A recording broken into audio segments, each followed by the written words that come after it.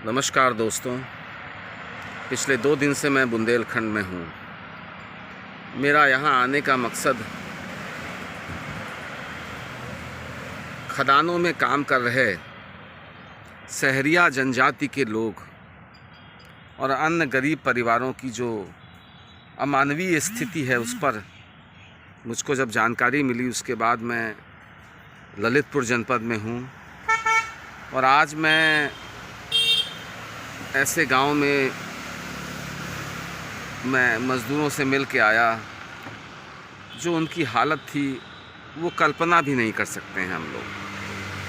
कोई भी अमूमन 40 से 50 साल के ऊपर जी नहीं पाता, क्योंकि जो धूल खनन से सिलिका इनके फेफड़ों में जम जाती है और एक बहुत खतरनाक बीमारी सिलिकोसिस से ये ग्रस्त हो जाते हैं।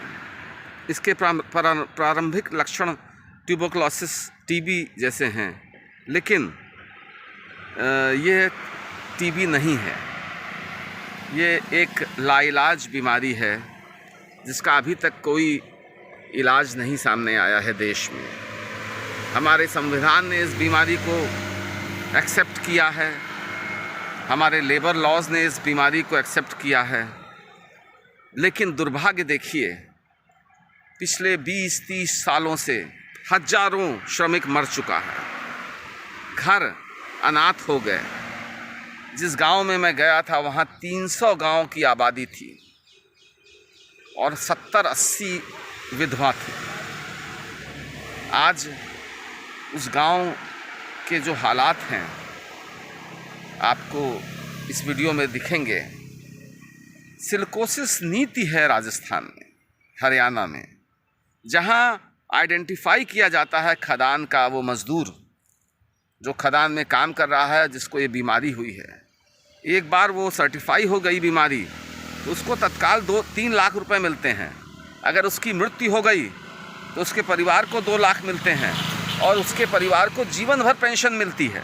जनपद के बिरधा ब्लॉक का रामपुरा गांव है, जहां आज मैं लखनऊ से चलकर एक बहुत गंभीर समस्या है।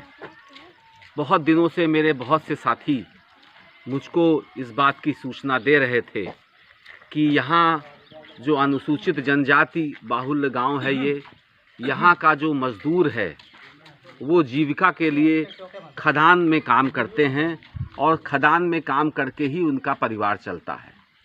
जो मज़दूर खदान में काम करके जिन उद्योगपतियों, जिन बड़े व्यापारियों को करोड़पति अरबपति बना देते हैं, अगर आप उनकी कहानी सुनेंगे तो आपको विश्वास नहीं होगा कि यह हालात, इस हालत में गांव के यह मज़दूर गरीब लोग हैं। आइए चलते हैं आपको इन मज़दूरों, इन साथियों से मिलवाने के लिए। और क्या हालत है, क्या नाम है बेटा आपका, क्या उम्र है? 40 साल। साथियों, पप्पू की उम्र 40 साल है और आप देख सकते हैं 60 साल से कम नहीं लग रहा है। पिछले 10 वर्षों से ये खदान में काम कर रहा है और सांस की बीमारी, यहाँ सांस की बीमारी के नाम से जो भी मज़दूर काम करते हैं उनको यह बीमारी बताई जाती है।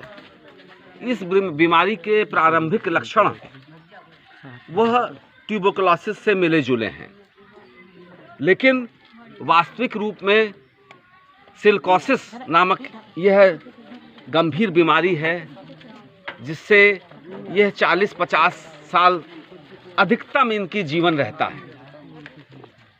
यह दुर्भाग्यवश इनकी जो बीमारी है इसका कोई इलाज नहीं। सरकारी डॉक्टर इनको टीबी की दवाई देते हैं, कुछ दिन तक ये खाते हैं, फिर उसको भी खाना छोड़ देते हैं।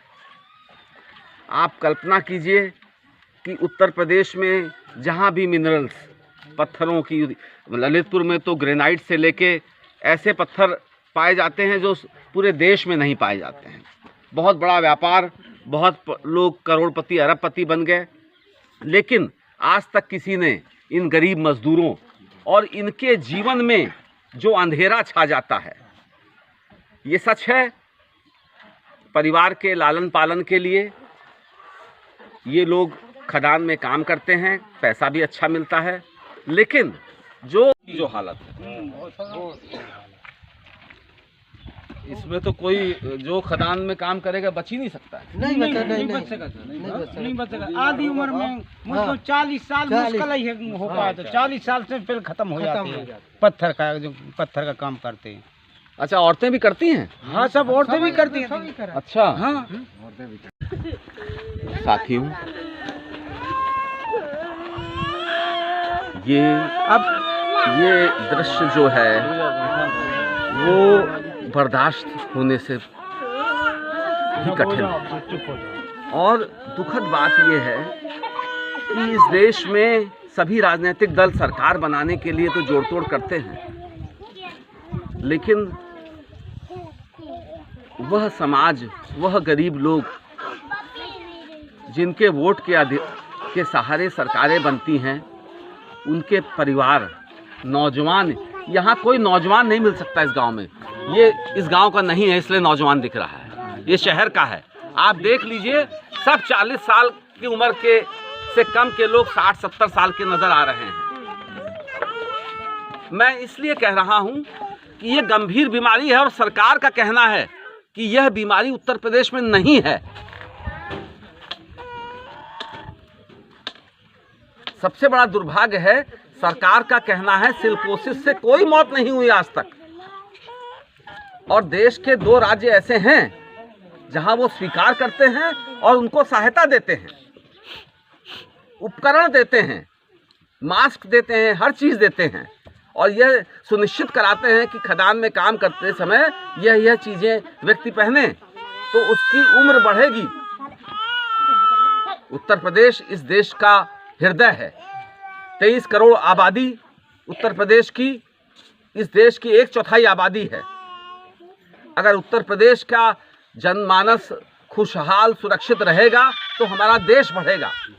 लेकिन भ्रष्ट अधिकारी, सत्ता में चूर राजनेता आज इन गंभीर विषयों को नहीं सुनना चाहते हैं।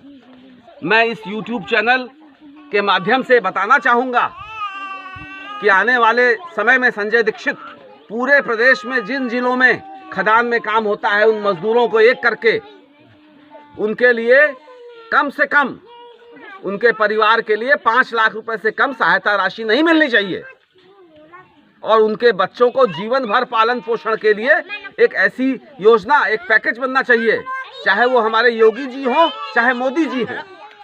और मैं इस YouTube चैनल के इस वीडियो के माध्यम से मैं अपने सभी मित्रों को, सभी सामाजिक कार्यकर्ताओं से आह्वान करता हूं कि मेरे इस मुहिम में नए साल की शुरुआत इन गरीब अनुसूचित जनजाति के परिवारों को एक सुरक्षा देने के साथ शुरू किया जाए।